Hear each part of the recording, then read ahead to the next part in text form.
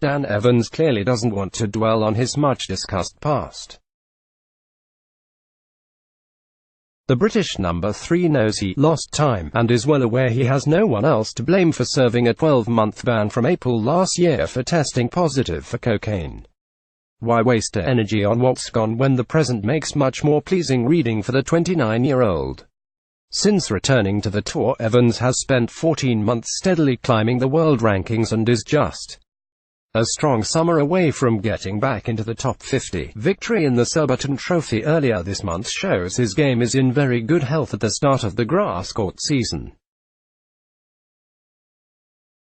"I made a mistake," Evans admits. Failed drugs test. Evans' ability to self-destruct resurfaced. "It really couldn't have gone any better," Evans told BBC Sport on Wednesday as he awaited his first outing at this year's rain-soaked Nature Valley Open in Nottingham. "It was great to get a lot of tennis under my belt.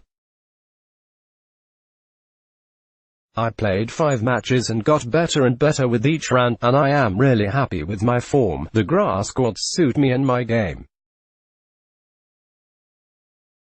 I like to get into the net. I enjoy playing on grass, and winning in Surbiton was a great start. The stats back that up." Last year saw Evans reach the semis in Surbiton, his first tournament after his suspension, before shining in Nottingham, where he made it all the way to the final. His run ended with defeat in a tight match against Australian teenager Alex de Minaur. But his form has remained impressive, and Birmingham-born Evans is back up to 70 in the world following his success in southwest London, not far from the more prestigious surroundings of Wimbledon. It still feels like Evans has much more to give.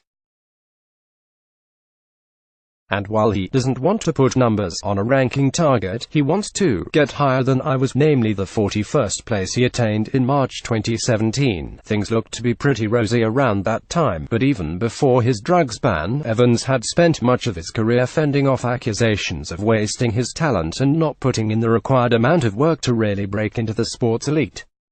He has twice been stripped of his Lawn Tennis Association (LTA) funding and had numerous run-ins with former coaches over his off-court attitude and a lack of discipline.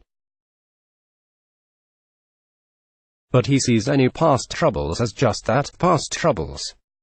He did not have a world ranking in April 2018, but was 189th in January 2019 and 70th after winning in Surbiton. "I don't think about what has happened now," he said, with more than a tinge of irritation.